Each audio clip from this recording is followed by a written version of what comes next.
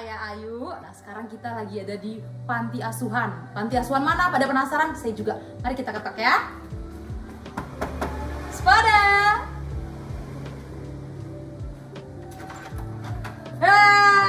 Halo. Selamat datang. Selamat datang. Ini saya berbicara dengan suster siapa nih? Suster Ati. Suster Ati dari Asalnya Flores Sumba. Oke, Flores Sumba. Ini di saya sekarang berada di mana nih, Suster? Oh, di Jember. Namanya apa nih? Panti asuhan apa? Panti asuhan Bakti Luhur yang dikelola oleh para suster Alma. Oke, para suster Alma. Kalau begitu, berapa suster yang ada di panti asuhan ini, Suster? Susternya ada 6, pegawai pengasuh awamnya ada 4. Ada 6. Oh, ada 10 yang ikut mengasuh. yang ikut mengasuh. Tapi kalau boleh tahu, suster namanya siapa, Suster? Suster Ati. Suster Ati. Tenang rasanya, Suster ya. Terima kasih ya. Ya. Sekarang kita akan melanjut tanya-tanya yang lain, Suster. Boleh masuk? Boleh, ada. Mari silakan duduk di mana? Gimana, Suster? Sini. Di sini aja, Suster, biar lebih akrab. Bentar. Suster, saya mau nanya-nanya nih. Di panti asuhan ini kegiatan sehari-harinya ngapain aja ya, Suster? Kegiatan sehari-hari, ini karena libur ya, jadi kita cerita yang aktifnya aja. Kalau yang aktif itu kita sudah teratur ya jadwal dari malam, bangun pagi sampai tidur lagi. Kita bangun, kalau susternya kan harus doa, jadi bangun jam 4 mandi ke gereja. Kalau yang pengasuh awam mereka bangun setengah 5, anak-anak juga bangun, yang besar mandi duluan, yang kecil baru mandi kemudian. Setelah itu doa, makan, mereka ke sekolah. Karena sekarang sudah tatap muka, jadi mereka siap ke sekolah. Setelah pulang sekolah mereka istirahat santai lah istilahnya sambil tunggu jam makan siang. Habis itu mereka makan, mereka bersih beres, mereka istirahat. Setengah 4 bangun mandi, habis mandi mereka snack, habis snack mereka kita ada istilahnya itu master latihan yang kita berikan per anak sesuai dengan kondisi anak, kemampuan anak. Begitu latihan apa namanya ya?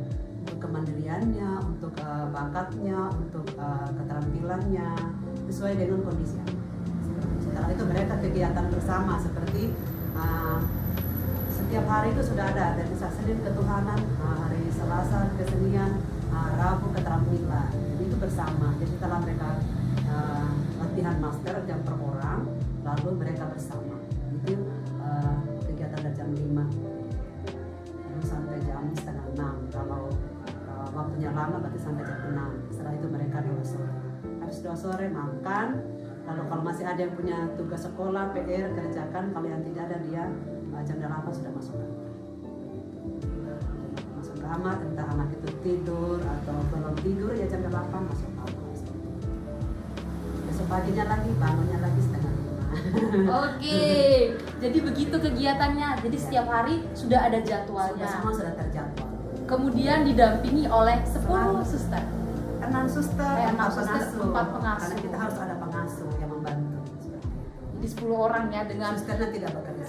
Oke, dengan jadwal yang banyak ya, Suster ya. Jadwalnya teratur, walaupun banyak tapi karena teratur ya tetap kerja. Ya, tetap semangat, Suster. Nah, itu dia tadi pengalaman dari Suster Ati. Sekarang kita akan berlanjut ke suster-suster lainnya. Penasaran? Come on. Nah, kalau tadi kita bertemu dengan Suster Ati, sekarang kita akan berkenalan dengan suster lainnya. Halo, Suster. Halo, selamat siang. Ya, ini dengan suster siapa? Perkenalkan, saya Suster Lia. Oke, Suster Lia. Dan ini Siapa namanya? namanya siapa? Cece? Cece siapa? Bina Pati. Oke, dengan Caca Minawati. Cece Bina Pati. Nah, Suster, tadi kan saya sudah tanya-tanya sama Suster Ati tentang keseharian di sini. Sekarang saya ingin bertanya dengan Suster nih, karya apa saja sih yang dilakukan oleh Suster Alma di Jember ini? Oke. Adapun karya yang kami lakukan ya di paroki dan juga di Kabupaten Jember ini, yaitu selain sebagai suster ya tentunya pastoral juga. Pastoral di lingkungan, lalu di stasi, dan di paroki. Kebetulan pelayanan sosial kami tidak hanya di Kabupaten Jember tapi di Kabupaten Bondowoso juga, maka karya pastoral kami juga sampai di Kabupaten Bondowoso, paroki Santo Yohanes Bondowoso. Jadi ada suster yang tinggal di sana, posko juga pegawainya. Nah, selain karya pastoral, yang lebih khusus lagi kekasan dari karya kami yaitu sosial. Di bidang sosial, melayani anak-anak berkebutuhan khusus. Dan gaya hidup kami, Alma, itu seperti yang sudah diteruskan oleh Bapak pendiri kami, Romo Paul Jansen.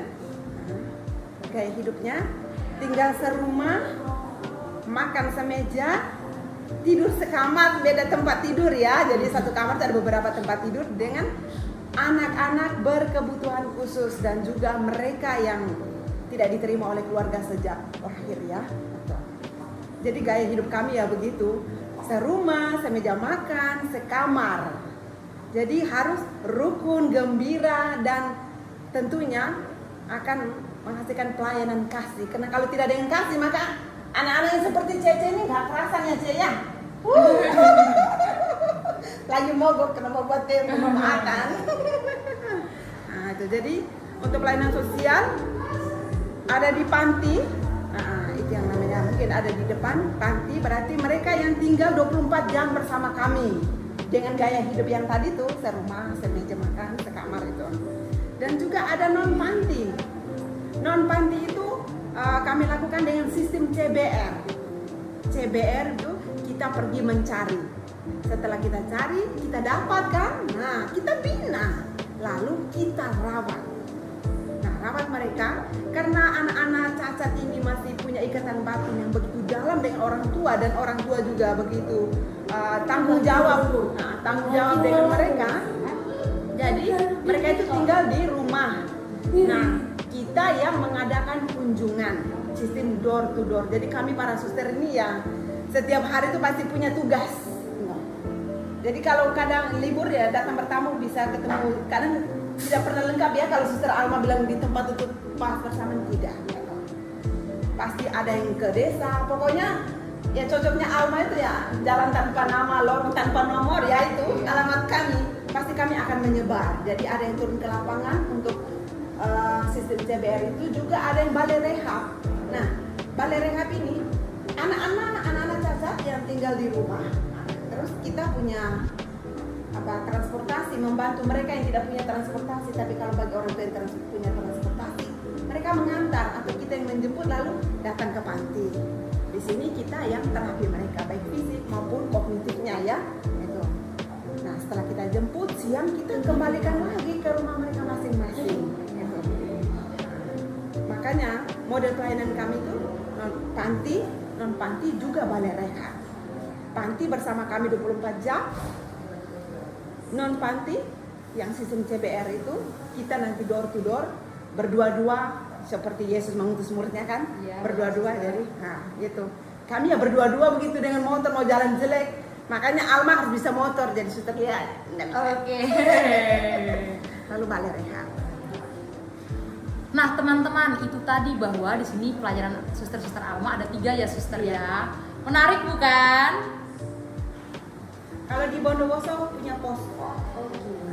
Itu ada teman suster saya yang bertugas di sana. Memang semua kami, tapi ada yang di sana daripada kami dari sini jauh. Nah, terus di sana tidak ada tempat posko, jadi kami bisa singgah makan atau apa istirahat. Jadi karya pelayanan adalah makan satu meja, tidur satu kamar, dan tinggal satu rumah. Terima kasih suster. Oke, sama-sama. Ada kenalkan siapa namanya? Nama saya Ayu suster. Terima kasih Ayu ya. Iya. Halo Cece. Bilang apa Ce? Terima kasih. Oh,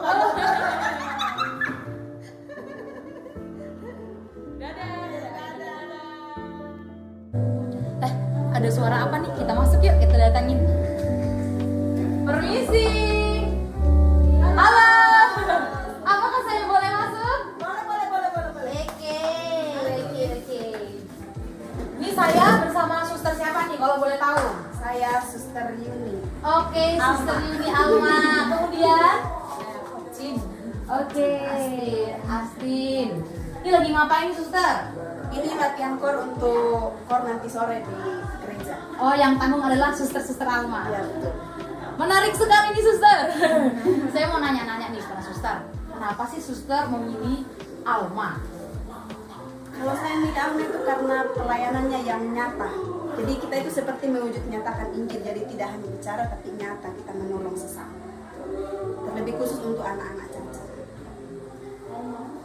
Itu yang menggerakkan hati suster untuk memilih kongregasi ini. Ya. Apalagi nih suster yang menarik dari kongregasi Alma? Terus pelayanannya juga ke daerah-daerah yang sangat terpencil yang biasanya tidak dijangkau oleh para imam. Jadi kami ke sana untuk seperti melakukan kunjungan keluarga, terus juga minggu gembira itu di istilahnya di Alma itu adalah sama dengan minggu sekolah minggu. Jadi kita menjangkau desa-desa yang terpencil, itu yang di Alma, yang paling terpencil.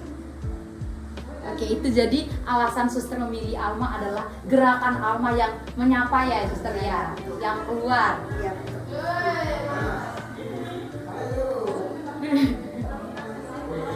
Makasih banyak suster atas jawabannya. Dadah dulu dong suster. Nah teman-teman, sekarang kita akan ke ruangan paling suci dan paling keramat di biara ini. Ikutin ya. Permisi suster. Halo. Boleh masuk nih? Boleh. Ada yang bisa dibantu suster? Oke. Lagi beres-beres. Ini sama suster siapa nih kalau boleh tahu? Suster Adel. Baik, suster Adel. Saya kan sudah tanya-tanya sama suster-suster yang lain nih. Untuk suster Adel, apa sih suka duka suster Adel sama di suster Ma'ala ini? Ya kalau suka dukanya ya banyak ya, tapi ya saya percaya bahwa dengan mengikuti jalan panggilan ini adalah jalan salib yang saya pikul setiap hari, yaitu di dalam Alma. Saya percaya bahwa dengan mengikuti jalan panggilan ini adalah jalan kemenangan. Oke, jadi dari suster suka dukanya adalah tidak ada suka duka, maksudnya selalu suka karena bersama Yesus ya suster ya. Oke. Terima kasih banyak ya suster. Kita dadah dulu di sana. Nah teman-teman, kita akan bertemu dengan suster Alma yang lebih banyak lagi. Kita akan meminta dan mendengar pesan-pesan dari suster khususnya untuk kita kaum muda dalam minggu panggilan. Ini ya. Halo suster, apa kabar? Jadi suster, apa sih pesan-pesan untuk kami anak muda dalam minggu panggilan tahun ini suster? Oke, kami akan mempersembahkan satu lagu buat kaum muda. Yesus tak punya tiga. Yesus tak punya tangan lagi, tangan kita lah yang menjadi tangannya untuk melakukan pelayanan di tengah orang masa kini. Yesus tak punya kaki lagi, kaki kita lah yang menjadi kakinya untuk melakukan pelayanan di tengah orang masa kini.